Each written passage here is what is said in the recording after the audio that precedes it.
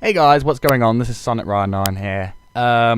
What you're about to listen to is a recording of last night with me and a couple of my Skype friends doing a fan fiction reading. The fan fiction is called Uh-Oh Spagettio. It was just me and a couple of my friends over Skype, so we just had a little bit of a laugh and stuff, and it's mostly me reading through this, but you get to hear some of my friends at the end, so yeah.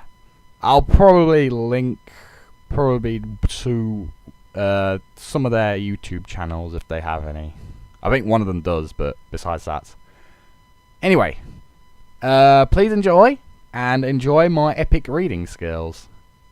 See ya.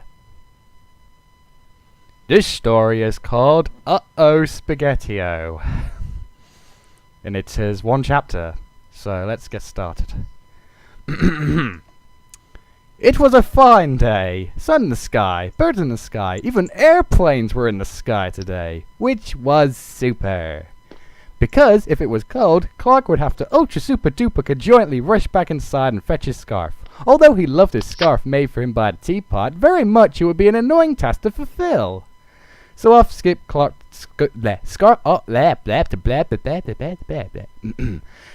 off skipped Clark to school. When he arrived, Pete leapt over the desk and kissed Clark on both cheeks and knelt down and even kissed Clark's shining black shoes. "Hello, pet," said Clark in his brand new Northern English accent, which he had adopted from masturbating over Deirdre in Coronation Street for a month, and sat down and emptying his makeup onto his desk, with Pete kneeling next to him watching and learning from his supermaster. "Blush check," muttered Clark to himself as he picked up each piece of equipment.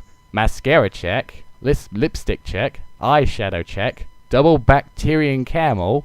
Clark paused here and looked in his bag. There was nothing there. "Where's my double Bacterian camel?" shouted Clark, desperately looking around for someone to say, "Ha ha, gotcha, Clark, here it is," but no one did. Pete noticed a horrible glint of fear in Clark's eyes, which he had never seen before. Clark wasn't supposed to be afraid of anything. Not nothing. But he was. And Pete wet himself and belly flopped home, shouting, "Verbatim, verbatim, verbatim them." At that moment, Chloe walked in, smiling hysterically, which had become permanent since she got over Clark, and said through clenched teeth, "Clark, what's wrong?" But Clark had already gone into a form of emotion only known as rage. He was smashing up the classroom and everyone and thing in it. Bam! Wham! Sock! Shoo! DC noises don't make sense. Yes, they do. Okay, then. Glad we got that sorted. So am I. Okay. And in a second, everyone was dead, and Clark was doing his makeup, preparing to search the world. He was just about to go when he remembered he might have to search in the Antarctica, and he would get a nippy. So he would ultra super duper conjointly rush back home and fetch his pretty little pink scarf and set off. He was right. He did have to search in the Antarctica, and he was right about it being a bit nippy too. It was a bit nippy. Clark knocked on an Eskimo's door and waited. A little man opened it and told him that he had seen a double Bacterian camel just north of the Shire, but he had turned evil. Clark cried, his little Cherokee, all grown up and evil. When he was done crying, he skipped to the Shire and found his double Bacterian camel had grown to the size of a house and was made of iron.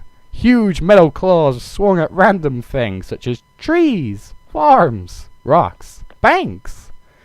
Although Clark Kent loved his double Bacterian camel, he had to stop him. So with a roar, Clark leapt up at his double Bacterian camel's face and tore it off. With no face, the double Bacterian camel was blind and ran around crazily. He lost his frontal lobe. Clark punched the double Bacterian camel's face in the chest and made a hole. His poor Cherokee fell to the floor, screaming his mechanical song, and died. Clark sat around for a while doing various things, singing, crying, sleeping, eating, etc., etc., and then went home to make sweet, sweet love to that Lana fellow. Yippee! The end! By Harry St. Clair, A God in the Making. Done. not doing that. What the f- Hard, makes you talking to my parrot. Can I just Nailed it. what was that all about? I was laughing throughout the whole That sounds more like porn I than don't. anything else. It was enjoyable. It was something. Hard, makes you talking to me. Oh. My He made sweet love to that Lana fellow. Spagetti, I'm coming for that Hard booty. for life. Why? That's Taylor, actually a why? picture. Don't leave me alone. That's actually a picture. It's called. It's the fox running down the hall.